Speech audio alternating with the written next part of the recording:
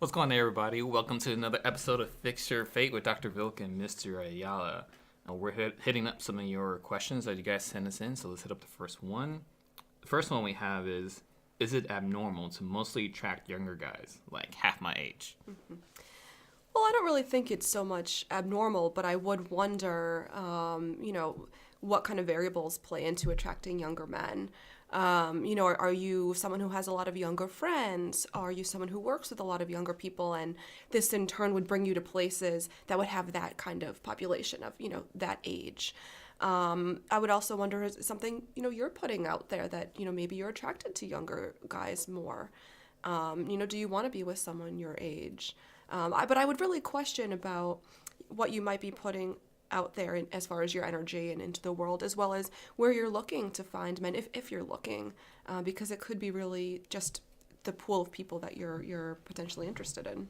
Yeah, and I got to see if it's actually really a problem for you. And if it is a problem, why is it a problem? Is it because society says that's strange? Is that the problem?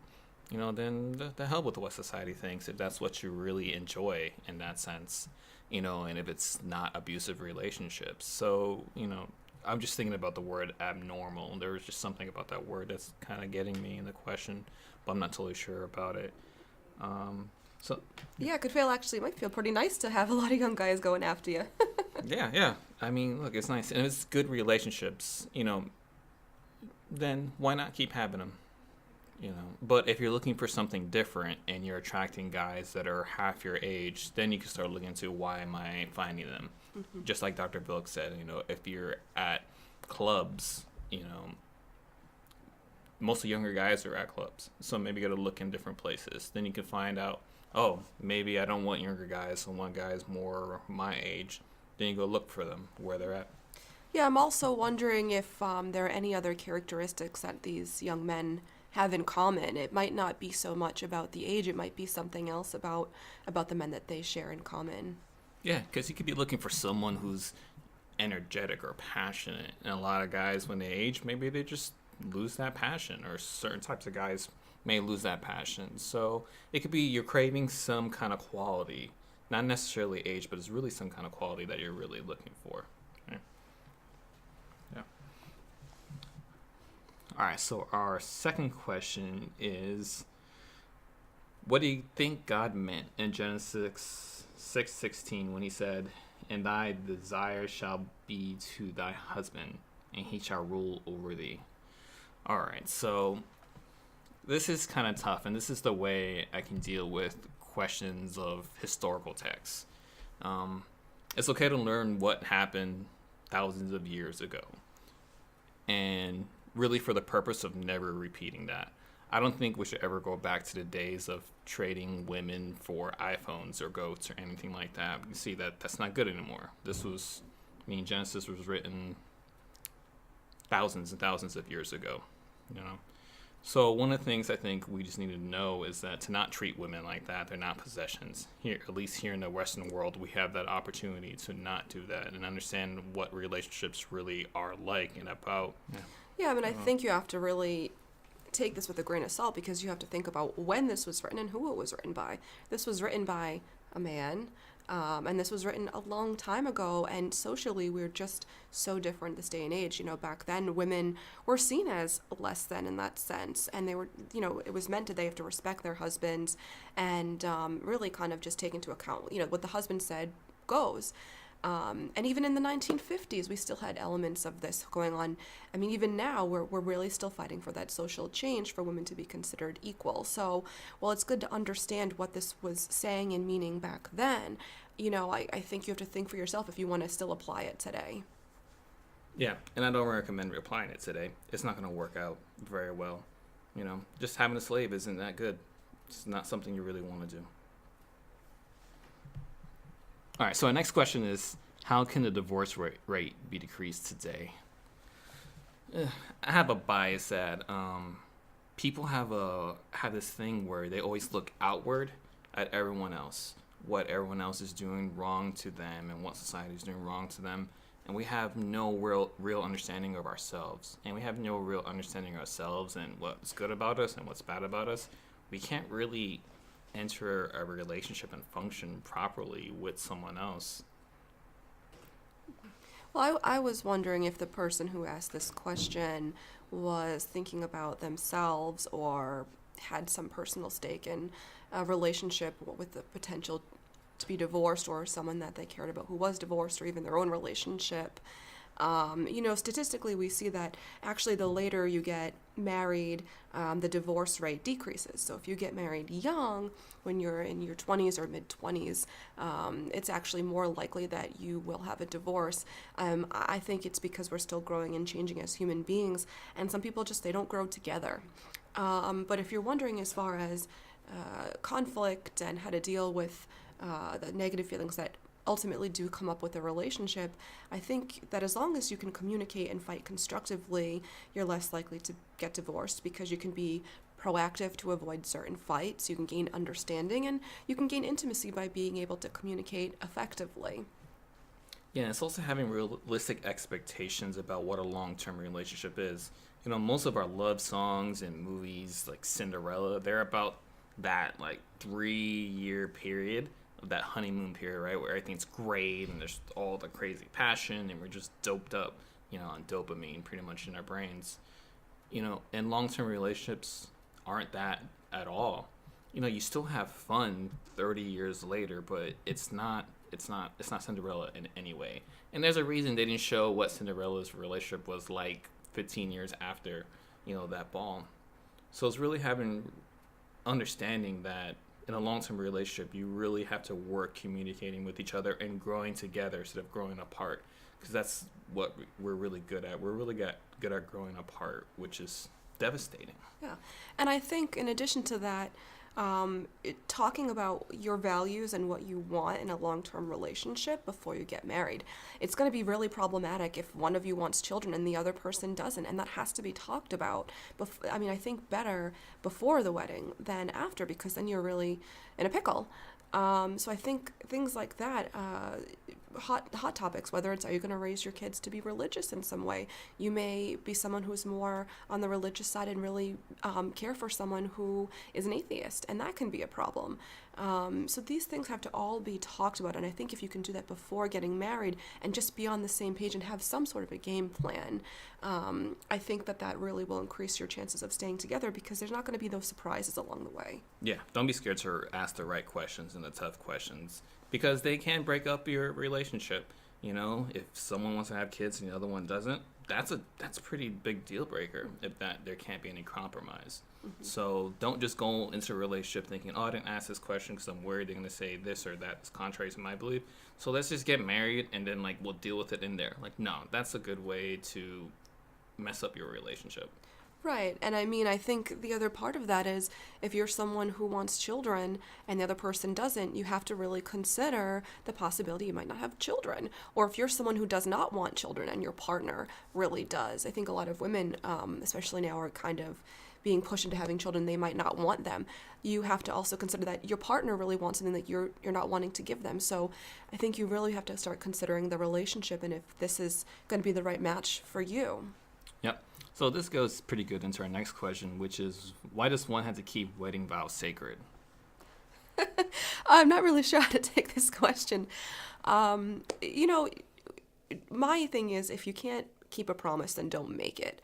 That being said, if you get married and you have, wedding vows where, you promise to be monogamous, you don't have to keep those vows, but there's going to be consequences on the relationship. If you tell your partner you're going to be monogamous and you end up sleeping with other people, then that really is hurting and damaging to the relationship. Again, this would go back into, before getting married, talk about what your vows are going to be, what you're willing to compromise, what you're not willing to compromise before the wedding. I guess I'm confused as to why you would make a wedding vow if there's a thought or intent to not keep it. Yeah, just don't keep promise, or don't make promises you can't keep is the big thing. I know there's a lot of social pressure to get married, which gets us into a lot of trouble, and it's more complicated than, I'm making this promise, but I don't intend to keep it. Most of the time we're not consciously thinking that.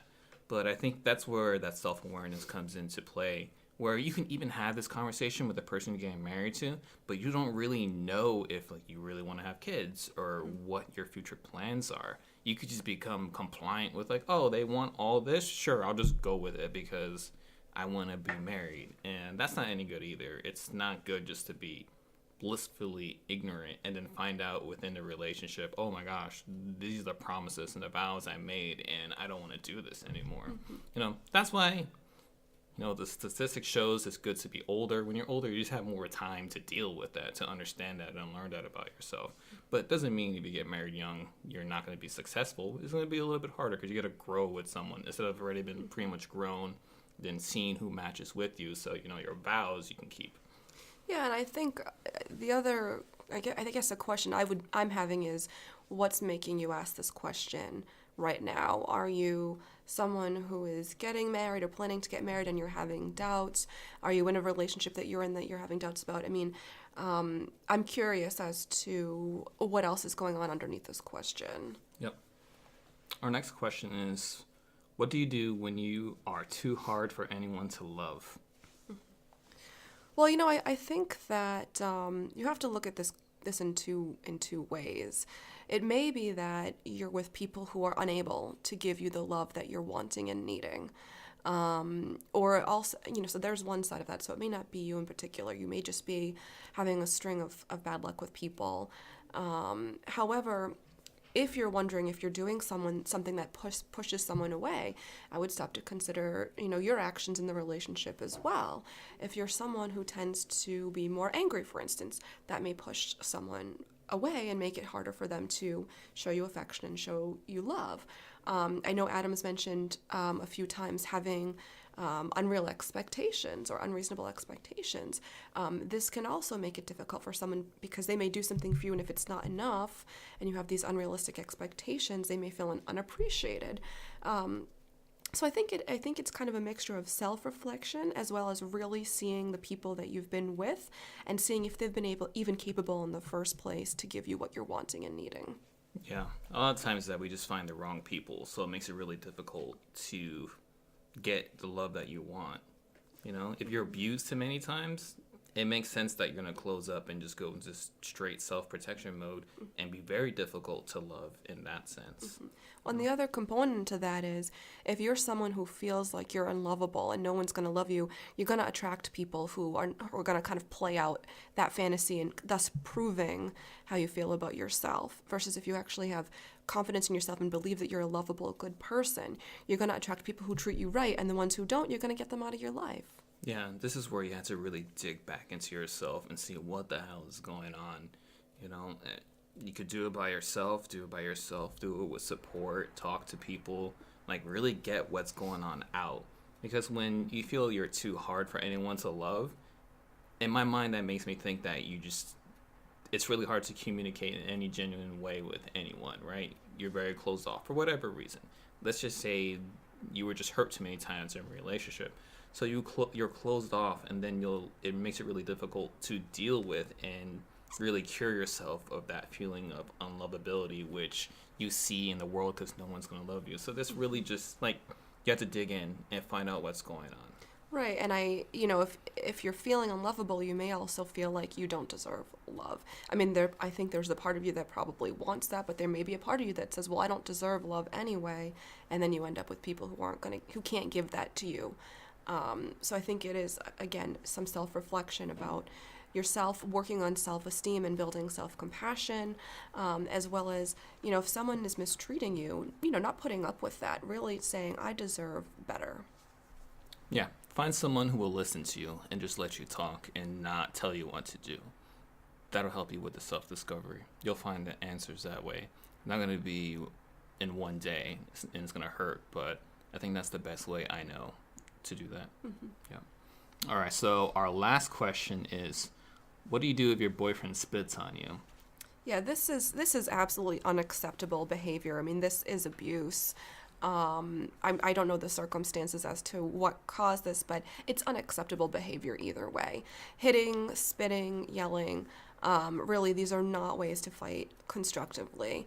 And if your boyfriend does not understand this is abuse, I mean, it might be good to let him know this is abusive and ask him, can he put that into words? But this makes my red flag kind of come up because this can be a precursor for further, more intense abuse. Yeah, I mean, my gut reaction is break up with them. That's really my gut reaction. It's like you don't spend your life being their therapist, fixing them and making them not abusive, whatever. Like, that might not be your position, might not what you want to do for the rest of your life.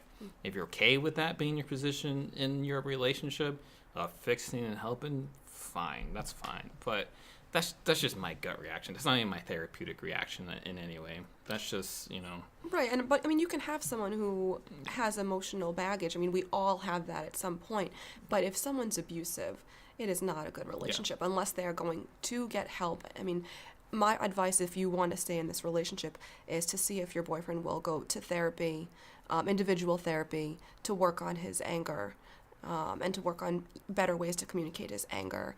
But I might really take a step back and consider if this is a relationship that you want to be in, because this part is not healthy. Yeah, I mean, this is a one-time thing, so on the time it happened, you can get some help. Something's going on, for sure. But if this relationship is not safe, this is some kind of pattern where there's the yelling, the blaming you for things, the spitting on you for things.